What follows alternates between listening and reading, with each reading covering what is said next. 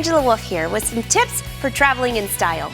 All of these sweaters are the same exact style. I call it kind of a circle sweater. It's not a full circle, which you'll see, but the key is to find a great fabric that looks good on both sides, as you can see with this stripe. This one's hand-dyed, and you can leave the raw edges plain because they don't ravel, or you can finish them with the lettuce edge. I'm going to show you both. Not only that, you could even change the sleeves to have little peeps like what I have going on here. So let's take a look at the pattern. First of all, it depends on the fabric that you choose. For example, this fabric here, both sides can work as right sides, even though that is obviously the right side. This one has a really high stretch. So you would have to change a few things there, and I'll explain that as I sew my garment. Here's the stripe that you saw, and you can see that both sides look great. That will just depend on how you lay out your pattern. So let's look at the pattern. This is a pattern that I'm in the process of developing, and I always love sharing that because some of you have that little engineering mind that you want to see how it's put together. So here you go. This is just a basic t-shirt, so you could do this on any pattern that you have that's a basic top. I have my back piece right here and my front piece. And you have a seam allowance. Now this is cut according to my size, so I'm just going to lay this out with the larger size. You would mark your seam allowances, put your patterns together, and don't worry about the side seam because this doesn't have a side seam, so it drapes so nicely. And this is literally, you can see this line going around, kind of looks like a circle. I preferred a little better fit in the top part, and so I actually cut this angle here. And this is the fun part. This is the collar that you see right here on myself.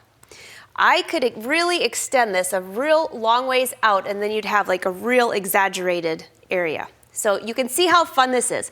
So you can either make your own pattern or draw yourself a semicircle on a piece of fabric. And all you have to do is draw in your armhole. I'm going to go back to my pattern here that I'm using, and I want to show you how to change your sleeve. This could also be good for any pattern. So here is my sleeve. I want to add this little peep. So I could either have it tight, fitting, like my t-shirt pattern, or I wanted mine to hang down a little bit. I'll show you both. The peep means that the entire sleeve is sewn in except for the top. So you can pick how high you want this to go. This is your sleeve cap. So if I were to fold it this far down, well then, it might be up this high on my shoulder. So you have to just measure how far down you want your little peep to go. That'll be the word for the day. I would not suggest going any lower than this because you still want to fit this into your sleeve area. So in order to make sure that your line is nice and straight for when you go to sew in your pattern, I line up my ruler with my grain line. And let's just say I'm going to go about right here. So if that's going to be my fold line, then I need to add a seam allowance. Now notice if I were to fold that over, the seam allowance doesn't quite go out this far. So again, what I would do is attach this. I always have extra paper laying around. This is the easiest way to do this.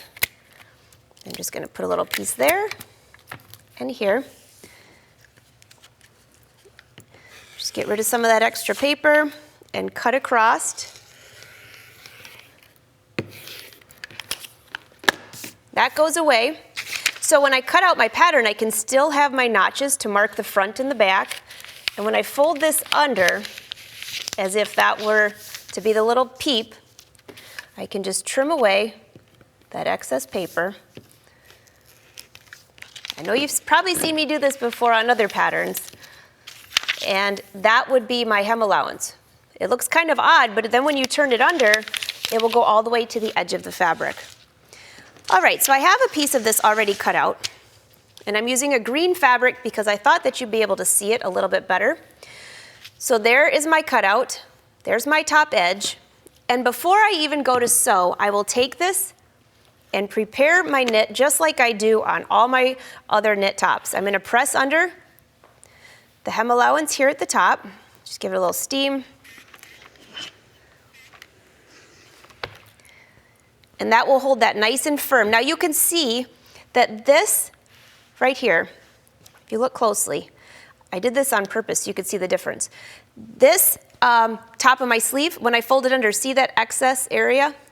So if you already cut out your sleeve and you want to add the peep, this is what it would look like. So this won't go all the way to the edge, but it's ideal if you did it the first way and cut it out the right way, where this hem allowance would go all the way to the edge.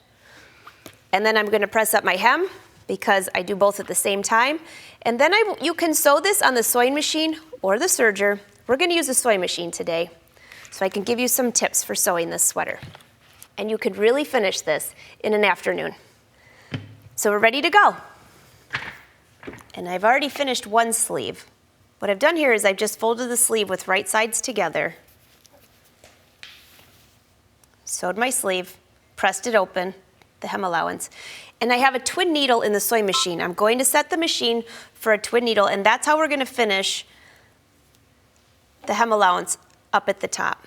So I'm going to choose twin needle, tell the machine I'm using a twin needle, and change the stitch length to 4.0. I'm using contrasting threads so you can see what's going on.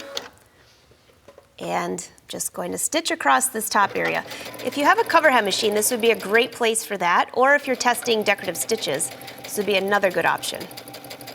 Stitch across the top, and let's take a look. So it looks just like a t-shirt hem, and on the back side is the zigzag stitch. This is the part you can tell I was mentioning. The hem allowance doesn't go all the way to the edge. It's not an issue, but that's the difference. So my sleeve is ready to be inserted into the sweater. I'm going to change to a straight needle. I've switched to a ballpoint needle, which is good for stretch fabrics, and then I still have stretch thread in there. So here's my sleeve, and I brought out the sweater pinned a little bit so you could see the configuration of this. Regardless if you made a half of a circle or a whole circle, this is the left arm right here. So this is where we want this sleeve to go, because I have my back notches right here, so you have to picture this is going to go on just like this. So I'm going to slide this in,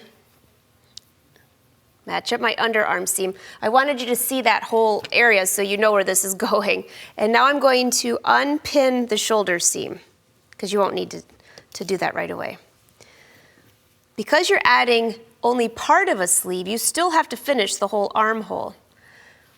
There are a few options. If you're using a full circle where you're just attaching the sleeve, obviously your shoulder seam would be closed. I'm opening it up just so you can see better. But what I'm going to do is I'm going to stitch the sleeve to this area with a 1/2 inch seam allowance, and I'm going to continue my stitch all the way up around the entire armhole. The reason being is because that stitch line will then make it very simple for you to press that back, and then you'll run the twin needle over it or a cover hem machine just to keep that in place. So here, my sleeve, there's my sleeve with right sides together into my armhole, matching up. You match up the underarm seam on that when you're pinning that, if you didn't quite see that closely. Just a stitch. Again, because I'm using stretch thread, I can just use a straight stitch, and I have it set at a 3.0.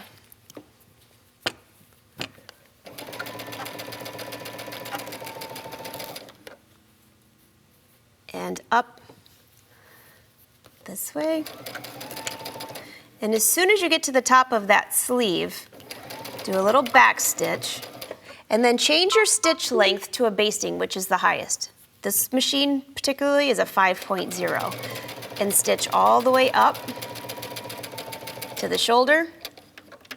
And if your shoulder seam was already sewn, you're going to stitch all the way in a circle. So I'm going to go back to this side where I started and just do a basting stitch from there up. And once I get this out of the sewing machine, you'll see a little bit closer what's going on here. There's a lot of fabric here. It's hard to see. Okay, so what you have here is this is the shoulder seam that we're going to be sewing, and your sleeve is attached.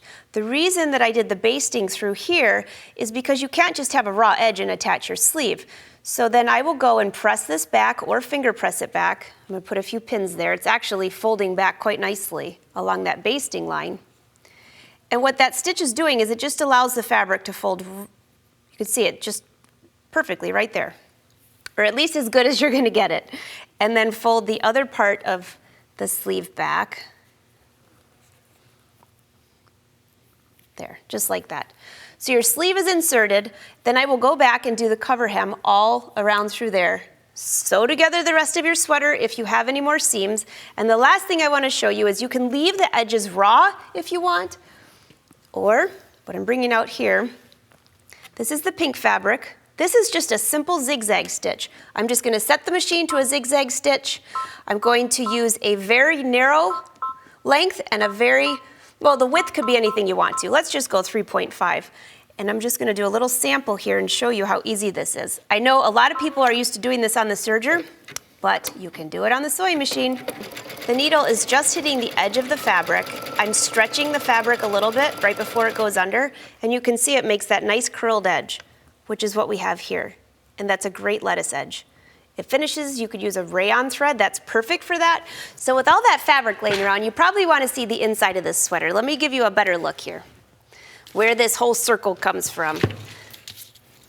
So there's the circle, and many times you might have seen this without sleeves. So there's the armholes. So this is basically a full circle, and then here's our little peep sleeve. And you can see I used the cover hem on this one, where the cover hem went right around the edge. There's your nice big collar, your circle, sleeves or no sleeves, a great top that you can sew in an afternoon.